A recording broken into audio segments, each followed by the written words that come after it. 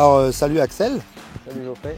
merci d'avoir accepté l'invitation de venir raconter ton histoire sur Histoire de roue. Et puis, sans transition aucune, déjà, depuis quand tu as le permis moto? Comment t'es venu cette passion pour la moto? Enfin, un peu nous raconter comment tu y es venu et depuis quand le deux roues te passionne? Alors, j'ai eu le permis moto le 18 juin 2015 et ça me passionne depuis que je suis gamin avec mon père.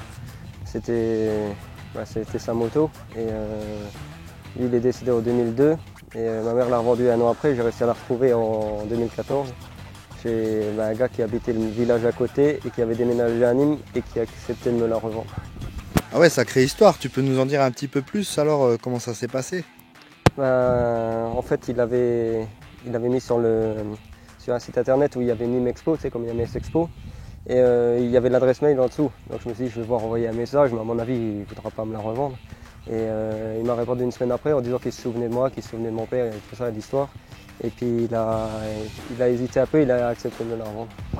Donc une sacrée démarche pour récupérer la moto de ton père à laquelle tu étais attaché, tu avais des souvenirs. Ça me rappelle une histoire qu'on a déjà racontée sur Histoire de roue, il y a des points communs, mais ouais, super sympa. Et donc tu l'as récupérée dans quel état cette moto? Bon, elle était quand même à retaper, le moteur était rincé et tout. Donc j'ai eu quand même pas mal de boulot pour la faire refaire. J'ai fait refaire le moteur, peinture, j'étais entièrement démonté. Et il y a plein de personnes qui ont dit que j'arriverais jamais à la remonter. Bon, j'aurais prouvé le contraire. Et ça a mis quelques années quand même. Donc ça a pris beaucoup de temps.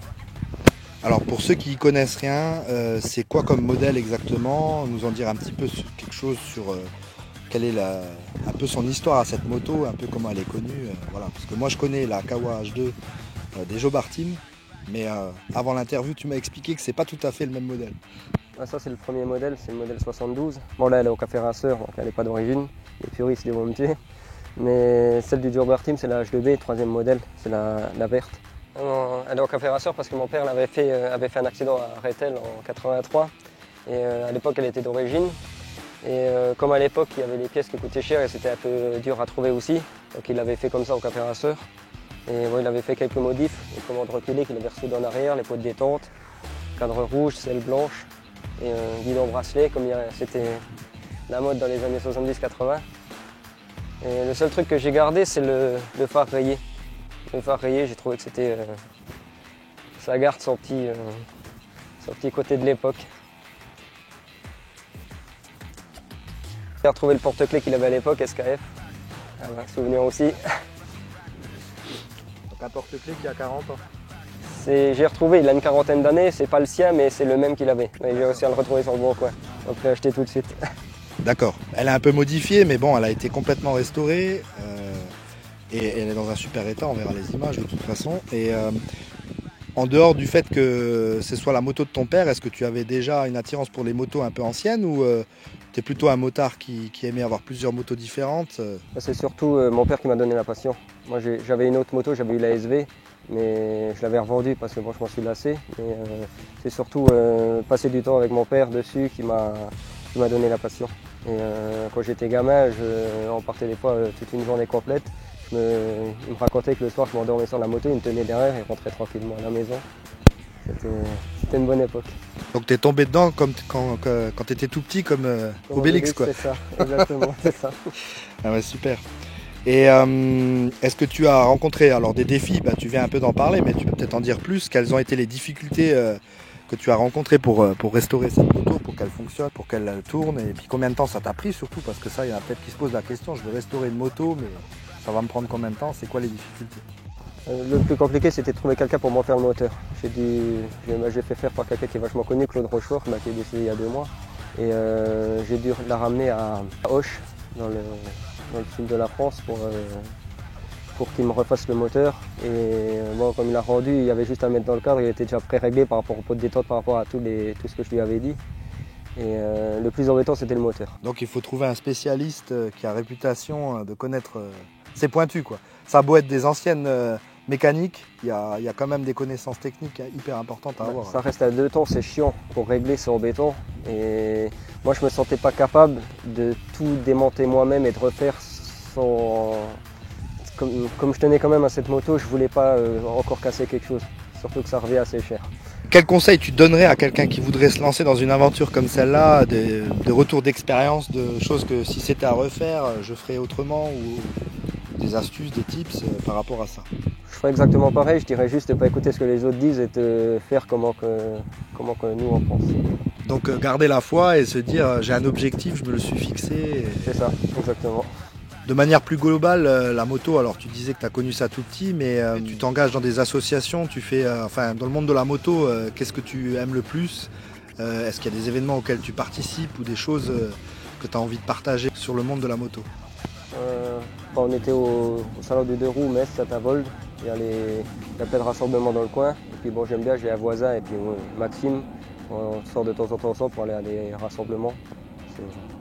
C'est pas mal. Alors Maxime, c'est la vidéo numéro 1 de notre chaîne YouTube, c'est lui qui a ouvert le bal. Maxime Dédé avec sa belle Harley Davidson et sa commande suicide que j'ai découvert. Et je suis toujours aussi admiratif de sa capacité à conduire et à piloter un tel engin. C'est spécial. Ça va, il n'y a jamais eu d'incident avec lui en route alors Oui, il roule mieux que nous, ouais.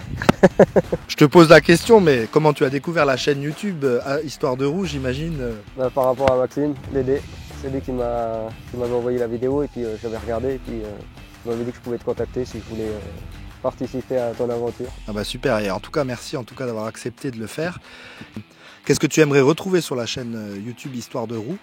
Est-ce que tu as peut-être des idées, des propositions qu'on pourrait ajouter en termes de contenu, d'images, de vidéos? Moto de collection, j'aime bien les motos anciennes. Moi après je suis pas sectaire mais j'aime beaucoup les motos anciennes. Le bruit est différent des motos modernes. Au moins à l'époque tu les reconnaissais.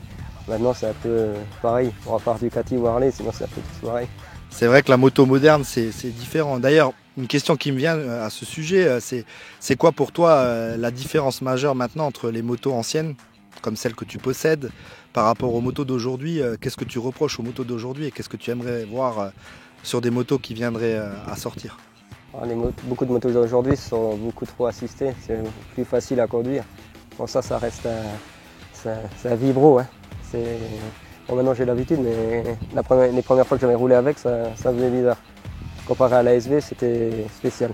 Et la plaque avec les vibrations, ça fait déjà la deuxième que je perds. Toujours en train de resserrer tous les écrous et les boulons.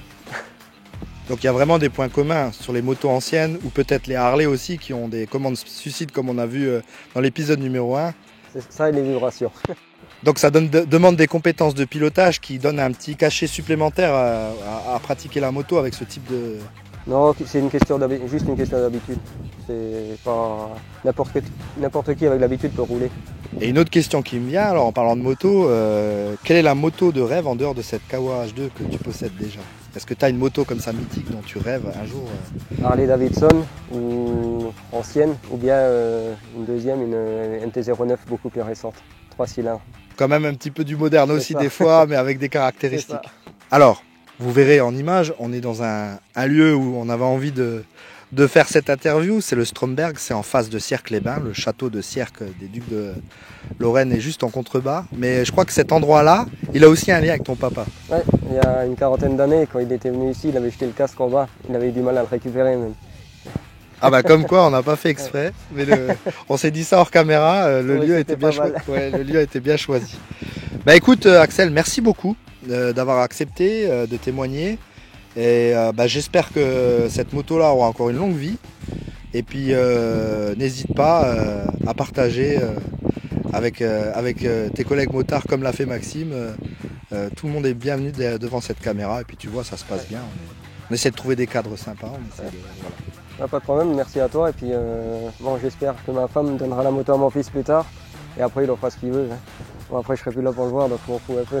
Donc tu souhaites que l'héritage continue, hein, que ce soit de père en fils un peu il a déjà un peu la passion de la moto. Bon, il est encore jeune, il va avoir 2 ans, mais il est à chaque fois fou quand il voit des motos et tout. Donc je pense qu'il aura cette passion-là aussi. Ah ouais, ça se transmet tout petit, on le voit bien. En tout cas, merci et puis bonne route à toi et à bientôt. Alors. Ok, merci à toi.